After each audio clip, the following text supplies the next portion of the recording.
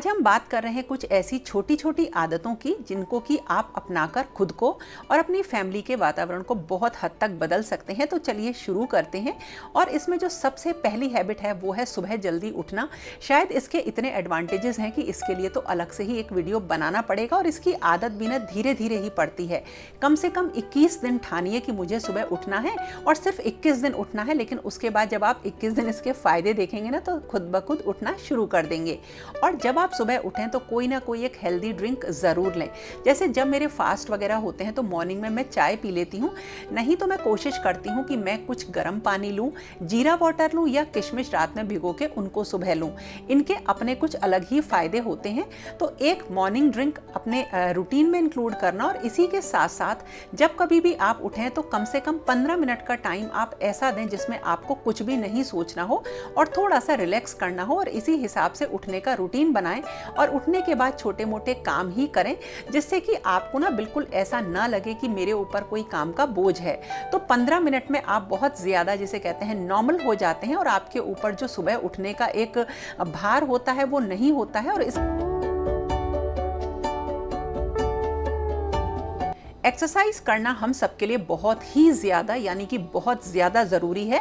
और इसको हम शुरू कैसे करें, तो इसको ना अपनी जो भी आपका डेली रूटीन है उसमें सबसे हाईएस्ट प्रायोरिटी पर रखिए और इसके लिए ना कुछ तरीका ढूंढिए जिससे कि आपका मन करे कि आप एक्सरसाइज करें। जैसे मैं अपने एक्सरसाइज के लिए कुछ अपने कपड़े अलग रखूँगी क्योंकि मुझे करनी है एक्सरसाइज। और इसके साथ ये भी ध्यान रखिए कि इसके लिए ज़रूरी नहीं है कि आप इसको सुबह करें, कुछ अपने अकॉर्डिंग कन्वीनियंट टाइम निकालिए एक्सरसाइज करने का।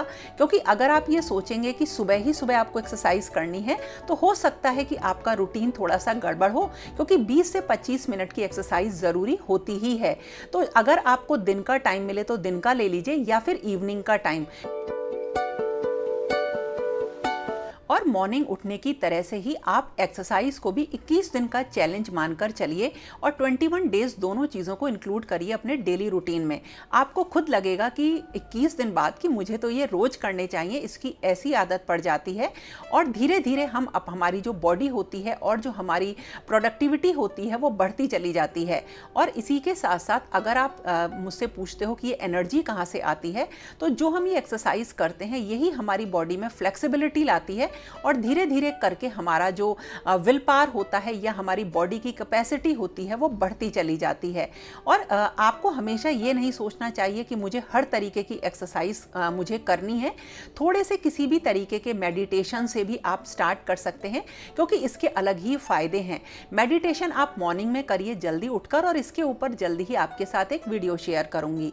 और इसी के साथ साथ ये चीज़ भी ध्यान रखिए कि ज़रूरी नहीं है कि पहले ही दिन से आप सब तरह की एक्सरसाइज कर सकें। जितनी आपकी बॉडी अलाउ करती है आप उतनी ही एक्सरसाइज करिए, लेकिन आप खुद देखेंगे कि 20 से 21 डेज में आपकी एक्सरसाइज के पैटर्न में और करने में बहुत ज़्यादा अंतर आ जाता है। मेरी कमर में दर्द रहता है तो कई सारी एक्सरसाइजेज मैं नहीं कर पाती हूँ, मतलब पैर में दर्द रहता है इसकी वजह से।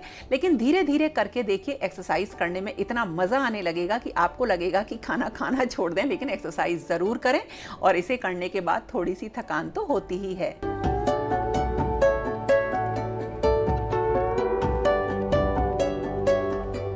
एक चीज़ और जो हमें इंक्लूड करनी है अपनी अर्ली मॉर्निंग के रूटीन में या पूरे दिन के रूटीन में, और वो है जो है ग्रीन टी। आप ग्रीन टी को कम से कम दिन में 3 बार लीजिए। और अगर आप इसे ऐसे कड़वा मतलब इसका टेस्ट होता है नहीं पी पाते हैं तो थोड़ा सा ठंडा करके एक नींबू इसमें निचोड़िए और इसी में डाल लीजिए 1 चम्मच शहद। इससे जो है वेट का अच्छा मतलब मेटाबॉलिज्म बूस्ट होता है, तो वेट लॉस थोड़ा सा फास्ट होता है। तो 3 बार जो है ग्रीन टी को लेना आप अपनी डाइट में ज़रूर शामिल करिए।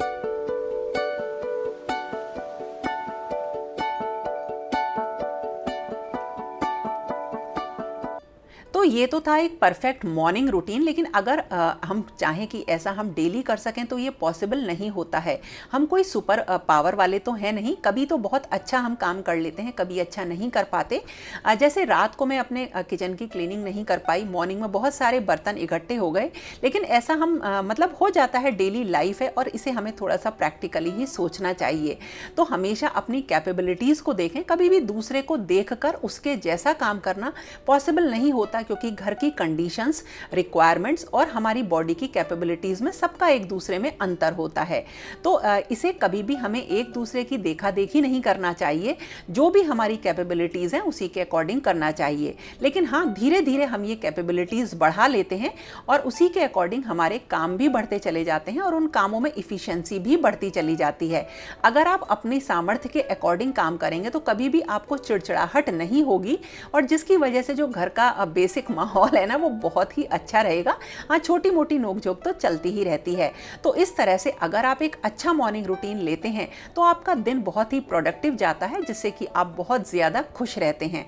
लेकिन इसी के साथ हमें एक चीज़ और ध्यान देनी चाहिए कि जब कभी भी हम कुछ भी प्लान करें तो अगर हम उसे पेपर पे बैठ के प्लान करते हैं ना, तो उसके बाद हमें इतनी हमारे अंदर कैपेबिलिटी होनी चाहिए कि हम उसको एग्जीक्यूट भी कर सकें।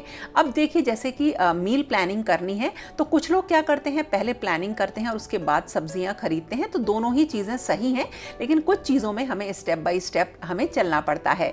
और जो मील प्लानिंग होती है वो थोड़ी सी स्ट्रांग होनी चाहिए, क्योंकि अगर हमारा जो है बॉडी सही रहेगी, अगर हम हेल्दी रहेंगे तो हमारे मूड जो है बहुत जल्दी स्विंग नहीं करेंगे और हमारे मन में कोई चिड़चिड़ाहट नहीं आएगी। तो नॉर्मली कोई भी सिचुएशन अगर खराब आती है तो उसे हम बहुत आराम से हैंडल कर लेंगे और घर, वही बात है, घर का वातावरण बिल्कुल सही रहेगा। कुछ चीज़ें मैं पहले ही प्रिपेयर करके रख लेती हूँ। जैसे आज सब्जियाँ आई हैं तो पालक को कट करके रख लिया है और थोड़े सा जो है टमाटर की प्योरी वगैरह बना के रख लूँगी। थोड़ा सा पालक मैं बॉईल करके रखूँगी और थोड़ा सा कट करके रखूँगी। दाल पालक बहुत अच्छा लगता है और इसी के साथ बनेगा पालक पनीर। और आज मैं बना रही हूँ कुछ जो है अरवी की सब्जी, तो उसे भी मैंने बॉईल कर लिया है और थोड़ी सी शाम को एक अलग तरीके की बनाऊँगी, तो बॉईल करके मैंने सारी रख ली हैं। यानी अगर आप वर्किंग हैं तो थोड़ी सी आपको प्रिपरेशन पहले करनी रहती है, या अगर आप नॉन वर्किंग भी हैं लेकिन घर में आपके पास जिम्मेदारियां ज़्यादा हैं तो अपने जो खाना है ना, जो लंच डिनर का काम होता है, इसको बहुत ही इफेक्टिवली और इफिशिएंटली प्लान करके रखिए। जब आपका ये काम हो जाता है ना तो आपको बाकी के सारे काम बहुत छोटे लगने लगते हैं। हमेशा एक चीज़ पे मैं आपको फोकस करने की कहती हूँ और वो है आपकी मेंटल हेल्थ, क्योंकि अगर ये एक बार ख़राब होती है ना तो कभी भी उतनी ही सही नहीं होती है। हाँ, आप अपने आप को समझाते हैं और सोचते हैं कि शायद हमारी मेंटल हेल्थ सही है, तो कभी भी अपने दिमाग को आप डिस्टर्ब ना करें, ना ही बहुत सारी चीज़ों का असर अपने ऊपर आने दें। लेकिन अगर असर आता भी है तो उसे हम अवॉइड नहीं कर सकते हैं, तो उसके लिए कुछ ऐसे रास्ते तलाशें जिनसे कि आप जो है बहुत ही कॉन्फिडेंट रहें और बहुत ज़्यादा आपके मूड के ऊपर मतलब और सारी चीज़ों का असर ना हो, जिससे कि आपकी मेंटल हेल्थ बहुत स्ट्रांग रहे। तो सबके अपने तरीके अलग अलग होते हैं, कुछ खेलते हैं, कुछ लोग कुछ क्रिएटिव करते हैं, या मेरे हिसाब से तो सबसे अच्छा काम है वो है भगवान की पूजा और सेवा करना। तो इसके बारे में तो मैं कई बार आपको बहुत कुछ बता चुकी हूँ, बहुत कुछ बोल चुकी हूँ, लेकिन फिर भी अगर आप किसी भी सुप्रीम एनर्जी से अपने आप को कनेक्ट करते हैं ना, तो वो आप समझ लीजिए आपके अंदर डबल एनर्जी हो जाती है और बहुत सारी बड़े बड़े चैलेंजेस को आप बहुत ही आसानी से जो है मतलब पार कर ले जाते हैं। तो इसी तरीके से मैं अपने ठाकुर जी की सेवा करती हूँ और मथुरा में रहती हूँ, तो मुझे ठाकुर जी के दर्शन भी बहुत ही सहज तरीके से हो जाते हैं। उनकी गर्मियों की सेवा अलग होती है, जैसे देखिए उनकी जो बिछाने की चादरें वगैरह हैं वो सब अलग आएंगी। तो जब कभी भी हम भगवान की सेवा करें तो इस मन से करें कि उसमें हमारा मन लगे। मैंने तो कुछ लोगों को ऐसा भी देखा है जो भगवान की सेवा के लिए भी ना किसी हेल्पर को रखते हैं।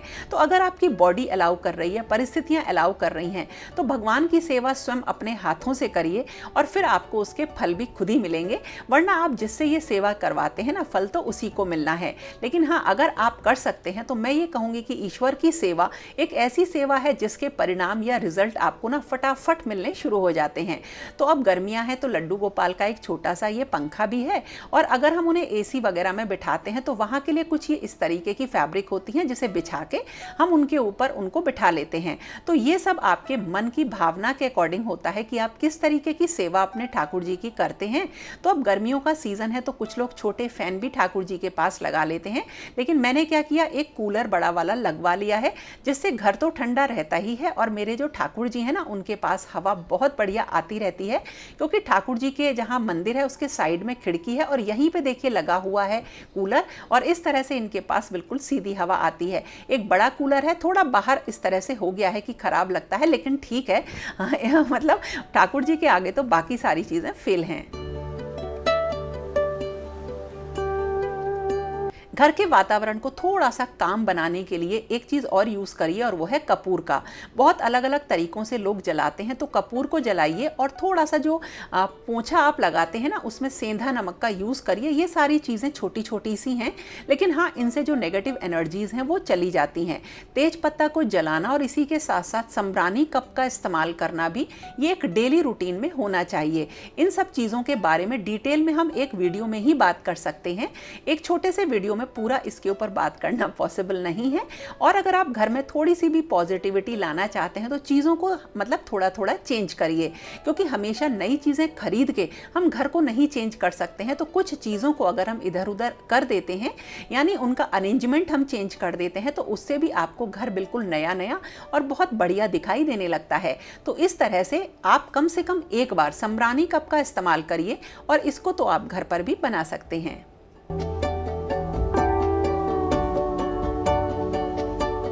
और एक चीज़ मैं आपसे और कहूँगी, ये बहुत सारे डिफ्यूज़र्स मेरे घर में हैं, गंदे हो गए हैं, इनको टाइम टू टाइम क्लीन करना रहता है। थोड़ा सा एरोमा थेरेपी के बारे में एक्सप्लोर करिए, गूगल करिए और रिसर्च करिए। इसके बहुत सारे एडवांटेजेस हैं, जिससे घर को आप बहुत ज़्यादा शांत बना सकते हैं। बहुत सारी नेगेटिव एनर्जीज चली जाती हैं, और इसके बहुत ही ज़्यादा हेल्थ के बेनिफिट्स भी होते हैं। तो आप इस चीज़ को जब एक्सप्लोर करेंगे तब आपको पता चलेगा कि इसे कैसे करना है। तो मैं भी बहुत सारे जो एसेंशियल ऑयल्स होते हैं इनको यूज करती हूँ, लेकिन हाँ, किस तरह से करती हूँ इसके ऊपर एक डिटेल्ड वीडियो में जरूर बनाऊंगी। और ये घर के वातावरण को बहुत ही शांत रखने में काफी बड़ी मदद करते हैं।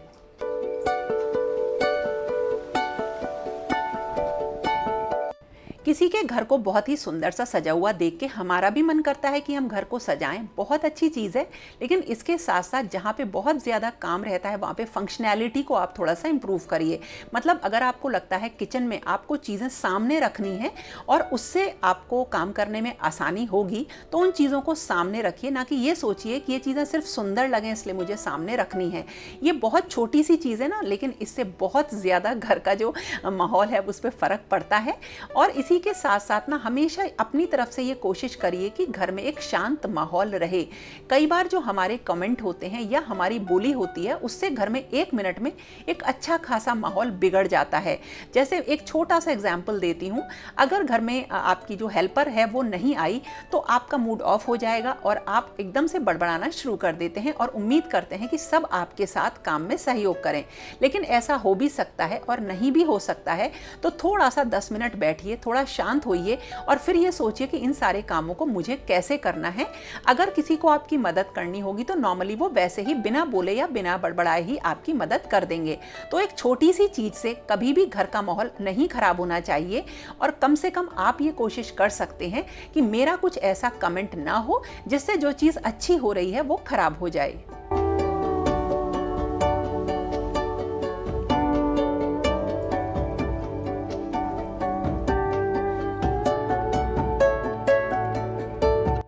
कई बार हम सामान को सिर्फ इसलिए रखे रहते हैं कि वो किसी दिन काम आएगा, लेकिन जिस दिन उसकी ज़रूरत होती है वो मिलता ही नहीं है। ये बड़ी ही एक नॉर्मल सी चीज़ है। इसलिए घर में जिस सामान का आप काफ़ी लंबे टाइम से यूज़ नहीं कर रहे हैं, उसे डीक्लटर करना चाहिए और घर को ऑर्गेनाइज रखना चाहिए। ये छोटी सी चीज़ें हैं, लेकिन अगेन मैं आपसे बोलूँगी कि इसका आपकी डेली लाइफ के ऊपर बहुत ही ज़्यादा बड़ा असर पड़ता है। अब मेरे पास ना कुछ जो बहुत सारी पैंट्स थी जिनको कि मैं नहीं यूज़ कर रही थी, जैसे पजामी वगैरह पहले फैब्रिक की जो आती थी, मैंने अनारकली सूट के साथ की रख रखी थी। लेकिन अब इनका यूज़ नहीं होगा तो मुझे इनको बिल्कुल हटाना है। और इसी तरीके से बहुत सारे दुपट्टे हैं। देखिए, इनको मैं इस तरीके से टांग लेती हूँ तो कम से कम मतलब 20-25 दुपट्टे आराम से आ जाते हैं। और कुछ पुराने इस तरीके के सूट हैं जो अब मैं नहीं पहन रही हूँ, इन सबको भी अब मुझे डीक्लटर करना है। तो कुछ चीज़ों को डीक्लटर करिए जिनको आप यूज़ नहीं कर रहे हैं, बगैर इमोशंस में आए हुए। अगर फैमिली में आपस में कम्युनिकेशन खत्म होता है तो वो फैमिली एक डेड एंड की तरफ बढ़ने लगती है। यानी धीरे धीरे आप देखते हैं कि बच्चों के बीच में या फैमिली के बीच में इमोशंस और बॉन्डिंग दोनों खत्म होने लगते हैं। हमेशा टाइम निकालिए जिसमें बैठ के आप लोग खुल के बात कर सकें। बच्चे आपके संग ज़्यादा से ज़्यादा चीज़ें तभी शेयर करेंगे जब आप अपना टाइम उन्हें देंगे। तो इसी के साथ साथ फैमिली के सारे सदस्यों का बैठना और खुलकर बात करना बहुत ज़्यादा ज़रूरी है। और एक चीज़ और, हमेशा तो हम जैसे गर्मियां हैं तो दिन भर विंडोज़ को या डोर्स को ओपन नहीं कर सकते हैं, लेकिन नेचुरल लाइट को अंदर आने दीजिए। और जब आप दरवाजे खोलते हैं तो कुछ चींटियां हुई, छिपकलियां हुई, ये सब अंदर आती हैं ना, तो इनके भी सॉल्यूशंस साथ रखिए। लेकिन हाँ, थोड़ी सी ताज़ी हवा को घर में आने देना बहुत ज़रूरी है। अगर आप एक कमरे में पूरे दिन बैठे रहेंगे तो आप देखेंगे कि शाम तक आपका दिमाग बिल्कुल डल हो गया है। तो कहा तो जाता है कि आप इन सब चीज़ों को ओपन करिए, और हम सोच लेते हैं कि हाँ, इसके कोई फ़ायदे नहीं होते हैं, लेकिन जब आप इसे एक्सपीरियंस करेंगे तब आपको जो है फ़र्क इसका नज़र आएगा। और इसी तरीके से हर चीज़ का एक रूटीन होना चाहिए जिससे हम एक प्रॉपर अपना काम कर सकें बगैर उस काम को डिले करे हुए।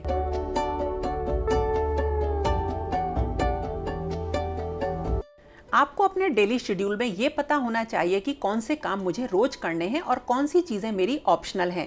इससे आपको पूरे दिन को प्लान करने में बहुत आसानी होती है, क्योंकि सबसे पहले आप उन ज़रूरी कामों को ही निपटाते हैं। और इसी तरीके से आपको ये पता होना चाहिए कि जो भी घर में फैमिली मेम्बर्स हैं उनके क्या शेड्यूल्स हैं, उनका क्या टाइम है और उनकी क्या रिस्पॉन्सिबिलिटीज़ हैं, ताकि आप अपने काम उनके साथ जोड़ सकें। जैसे किसी को जाना है, जैसे शानू को जाना है तो वो किस दिन जाएगा और उससे पहले उससे क्या काम करवाना है, ये हमें पता होना चाहिए।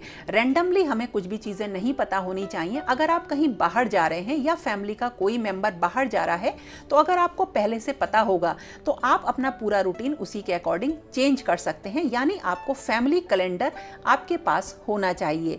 और इसी के साथ साथ अगर आप फैमिली के लिए इतना कर रहे हैं तो अपनी रिस्पेक्ट तो आप करते ही करते हैं, लेकिन इसके साथ साथ फैमिली की रिस्पेक्ट करना भी सीखिए।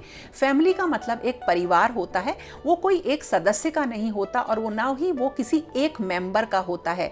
फैमिली बहुत लोगों से मिलकर बनती है और हमें उन सारी फैमिली का सम्मान करना चाहिए। कुछ ऐसी चीज़ें जिससे फैमिली की किसी भी चीज़ पे आंच आती हो, हमें बिल्कुल नहीं करनी चाहिए। और इसके बारे में मैं आपको एक डिटेल्ड वीडियो में ज़रूर आपके साथ एक लंबी बात करूँगी, क्योंकि ऐसा कई बार हमसे हो जाता है कि हम फैमिली मेंबर से लड़ाई होती है ना, तो पूरी फैमिली के ऊपर उसका असर डाल देते हैं।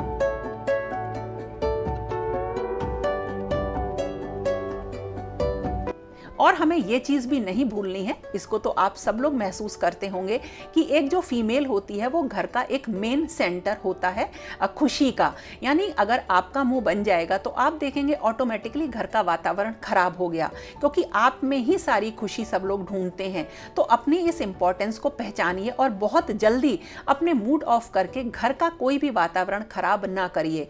तो एक औरत जो होती है वो ही घर को खुश रख सकती है। ये कैपेबिलिटीज़ हमेशा अपनी ध्यान रखिएगा। अदरवाइज अगर ऐसा होता तो कभी भी औरत को वो सारी जिम्मेदारियां नहीं दी जाती जिनमें इमोशंस जुड़े हुए होते हैं। तो अपनी रिस्पेक्ट तो करिए ही करिए, फैमिली की रिस्पेक्ट करिए और इसी के साथ साथ अपने आप को खुश रखिए, जिससे आप फैमिली को खुश रख सकें।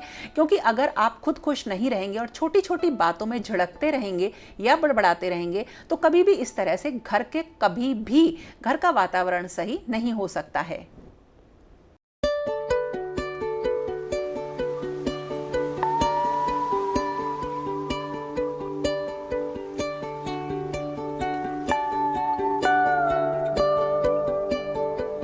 और हाँ, अब लास्ट में आते हैं रेस्ट पे। थोड़ा सा रेस्ट करना बहुत ज़रूरी होता है। एक मशीन तो हम है नहीं जो लगातार काम कर सकें, लेकिन हाँ, रेस्ट कैसे करना है वो भी बीच बीच में अपने कामों के ध्यान रखिए। जैसे कि मुझे बहुत ध्यान रखना पड़ता है और एक अच्छी नींद हमें ज़रूर लेनी है। तो इस तरह से ये था दोस्तों आज का वीडियो। कैसा लगा ज़रूर बताना, और पसंद आए तो लाइक आपको ज़रूर करना है। तो फिर मिलेंगे किसी एक नए और इंटरेस्टिंग वीडियो के साथ। तब तक के लिए okay friends, thank you and bye bye.